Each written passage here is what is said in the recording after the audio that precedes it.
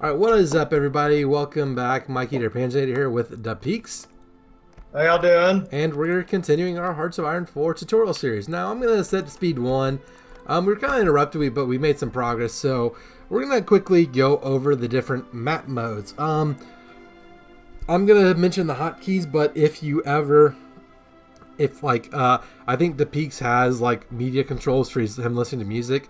So if you have something like that, or you just want to click the buttons are all down here in the bottom right.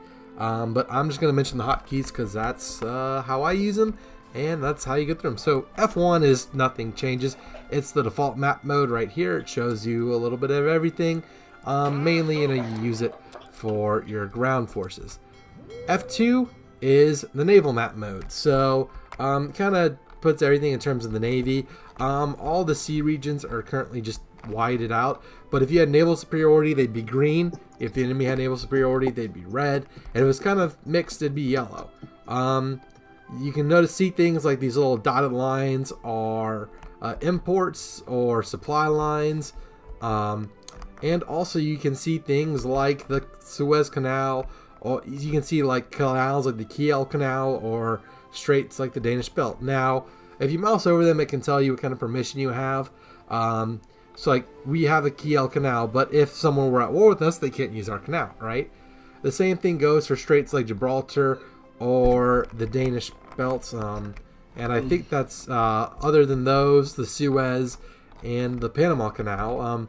Those are the main ones to worry about. But basically, if we're at war with Denmark and Norway, we can't go through the Danish Belts. Conversely, if we do Operation Vesterbrung and we take over Denmark and Norway, and we control the Danish Belts, the enemy cannot move into the Baltic. So important to know.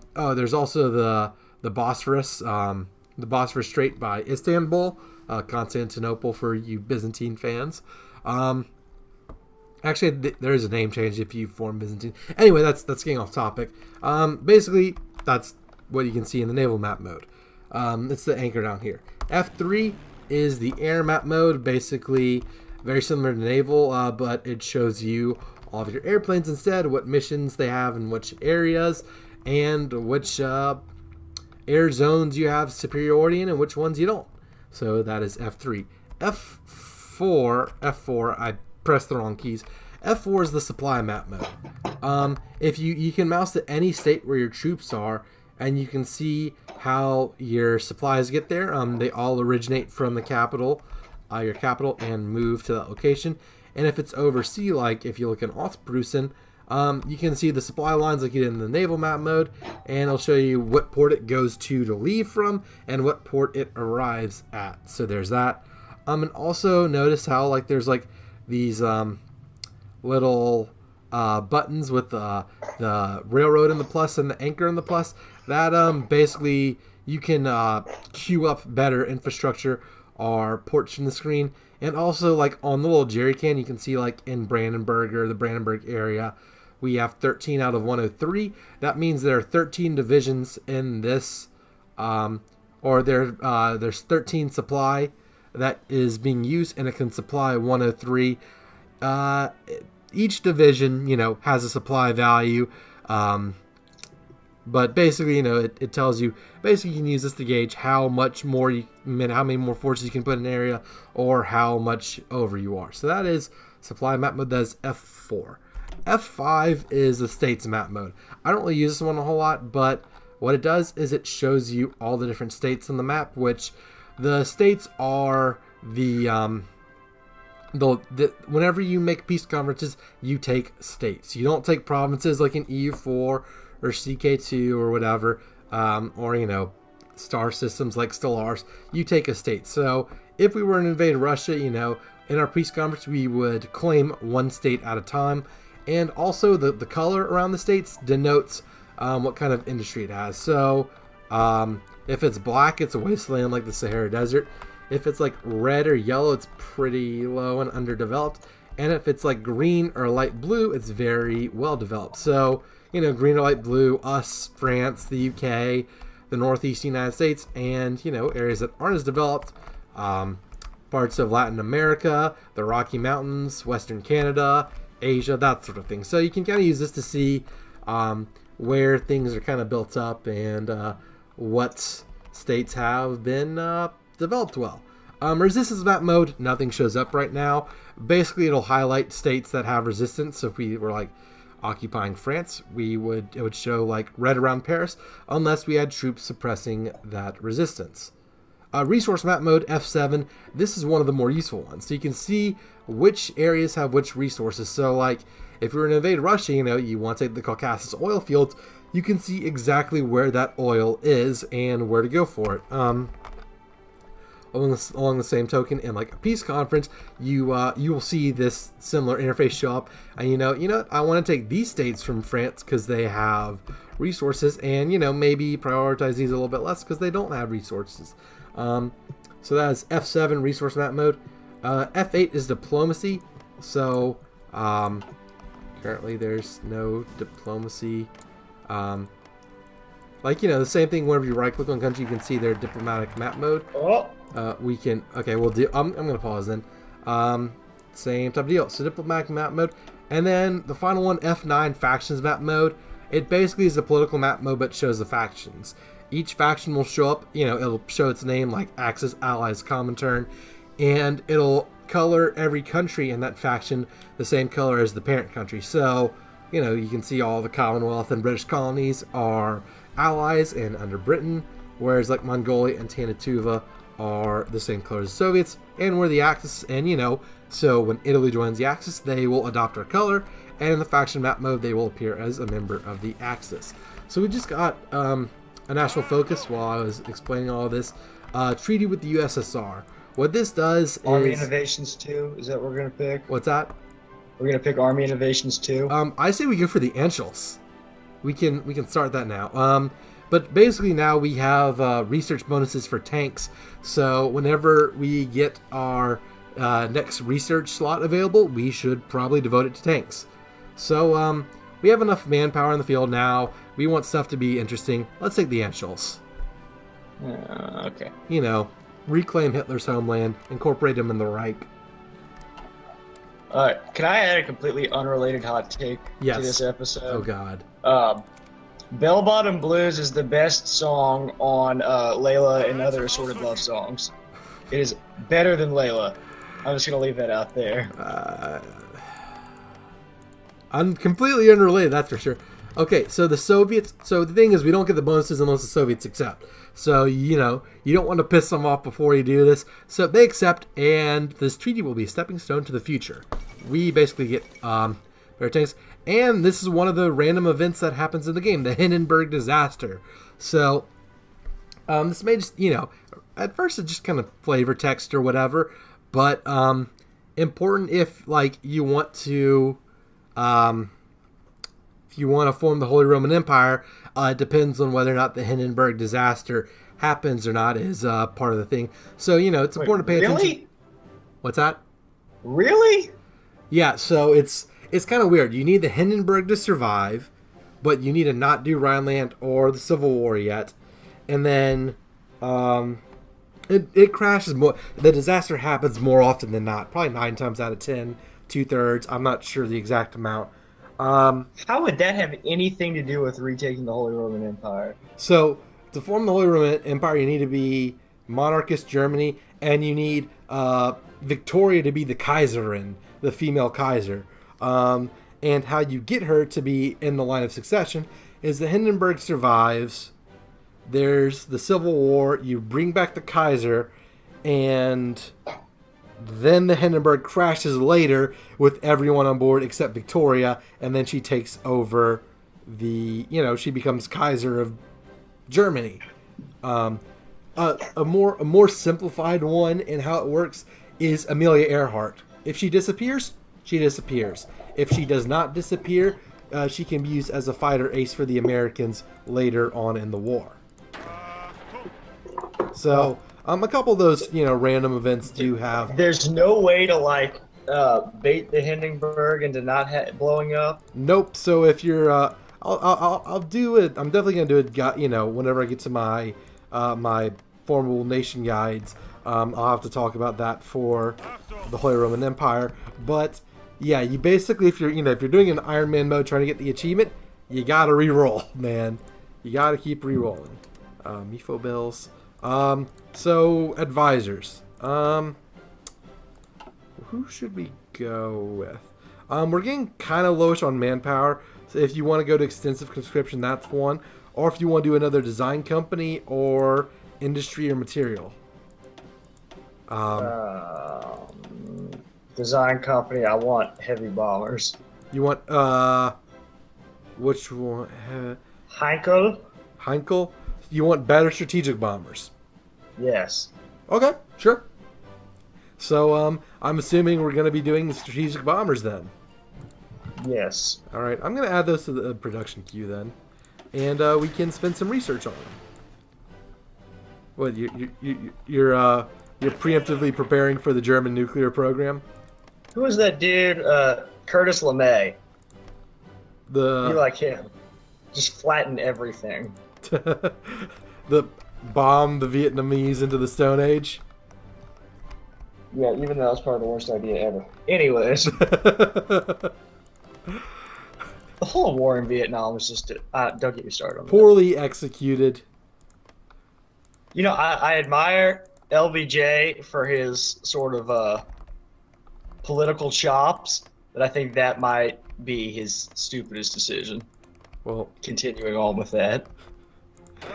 So you get your music advice, politics. I mean, what don't you learn in this tutorial series? Let me tell you my favorite story about LBJ. Well, the one that I can tell on being recorded. He'd brush his teeth. Back then, the congressmen all used to live in like a hotel, and they'd share a bathroom since they didn't have bathrooms in every room. So he'd brush his teeth 8 or 9 times a day so he could meet new people in the bathroom. And that was the sole reason he did it, was to meet new people in the bathroom and like befriend them. To like, you know, so he could later strangle something out of them for political loyalty. It's very interesting. All right. So he also allegedly unzipped his pants in front of somebody to demonstrate his quote manhood, but I don't know if that's a verified story. Okay. Well, I'm as some of these divisions are getting trained up, I'm assigning them to their army. So I'm giving Heinz Guderian some SS divisions to support his panzers. And we can talk about army composition now or later. Like, you know, division designs we'll probably do closer to the war, maybe in an episode or two. But in terms of just generic army composition, as Germany, I like to have my offensive field marshal. I like to, you know, 5 armies, 3 infantry and 3 what I like to call blitzkrieg armies. Infantry armies, just 12, you know, 24 infantry divisions. Blitzkrieg armies, what I like to have is 12 SS or motorized divisions, you know, if you're not a country that has SS or if you're the Kaiser.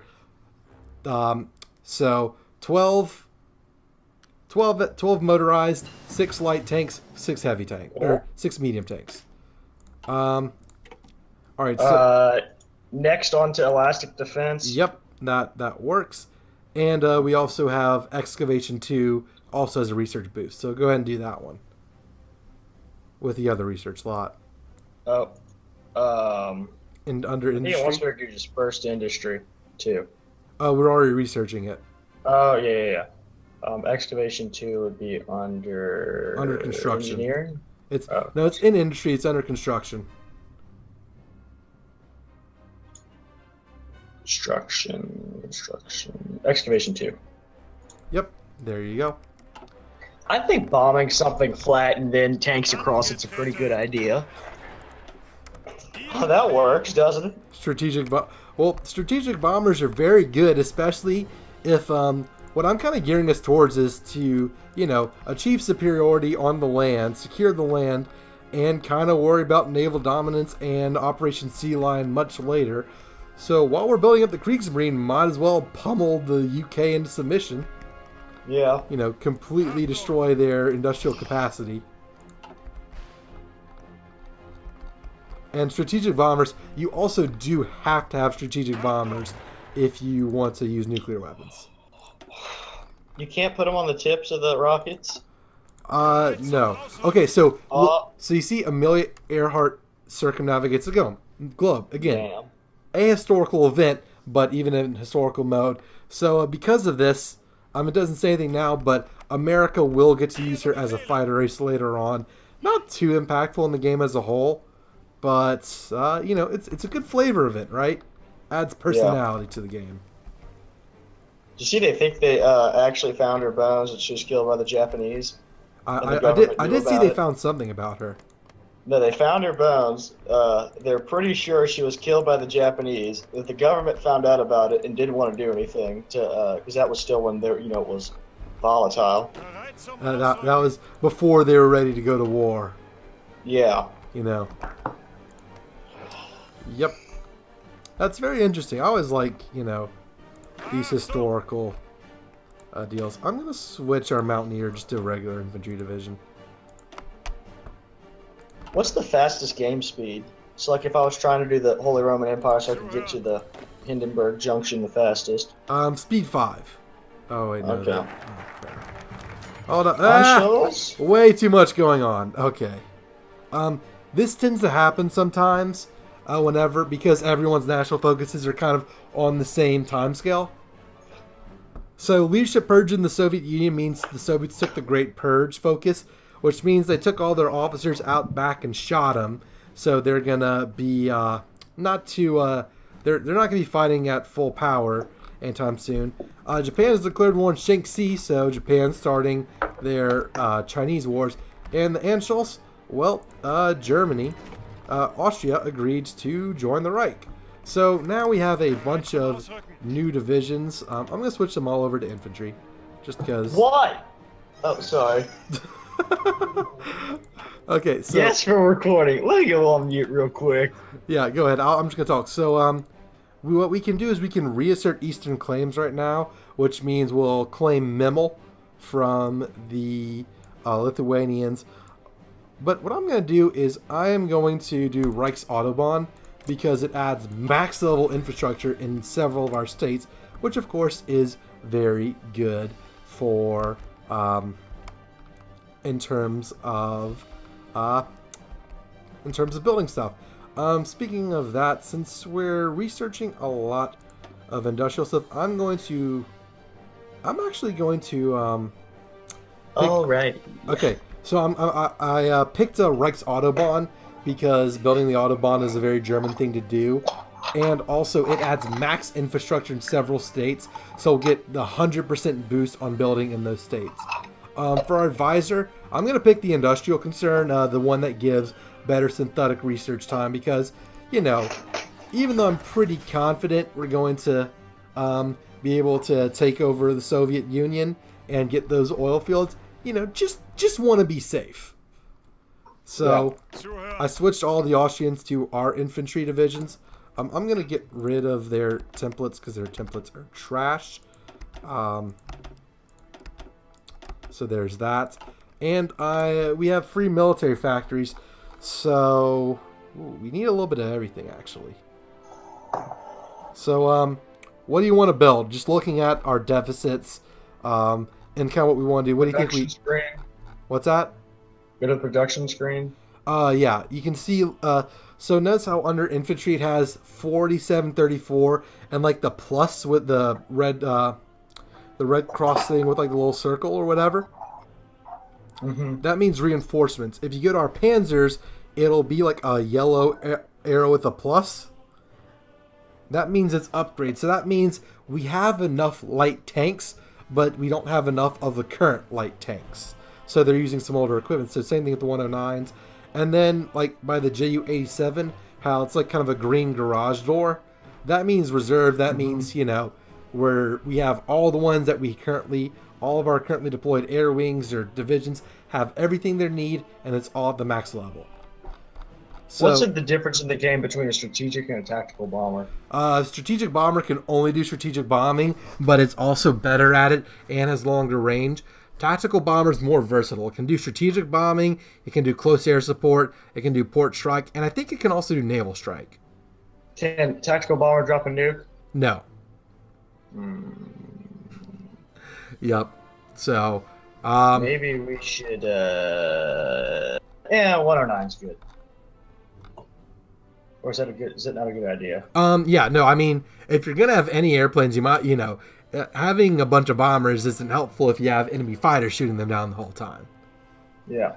So usually I like to prioritize fighters and something that can do close air support, so CAS or tactical bombers. If the Navy's gonna be a problem, I always like to do naval bombers just because it's easier than building up a Navy. And then I usually, if I'm gonna do strategic bombing, either just use tactical bombers or I focus on strategic bombers much later. Also, we need to, get enough. Two more factories for enemy BF-109s. I'm just gonna do a couple. I'm just gonna bump it up to 5, and I also assigned all 15 to infantry equipment because we're kind of short on that right now. Yeah. So, but that is actually all the time we have for this episode of the tutorial. So now that we have, we've acquired Austria, as they say, the Austrians have accepted their rightful German overlords. I'm gonna man the Maginot Line just in case France decides to do anything. And is Austria a fine addition to our collection? Oh, it's a very fine addition to our collection. I mean, more resources, more factories, more manpower, more divisions. I mean, we just got a good bit stronger without losing a single German life. Okay. Very good. So we're going to try and do the same thing with Czechoslovakia. But of course, that'll be in the future. If anyone has any questions in this tutorial series, please leave a comment. I'll try and get back to you as soon and with as good of an answer as I can. Thank you all so much for watching. If this was helpful, please leave a like, consider subscribing to the channel, follow me on Twitter, and check out my Patreon page. Thank you all so much for watching. Until the next one, this is Mikey Panzernator signing out. See ya, nerds.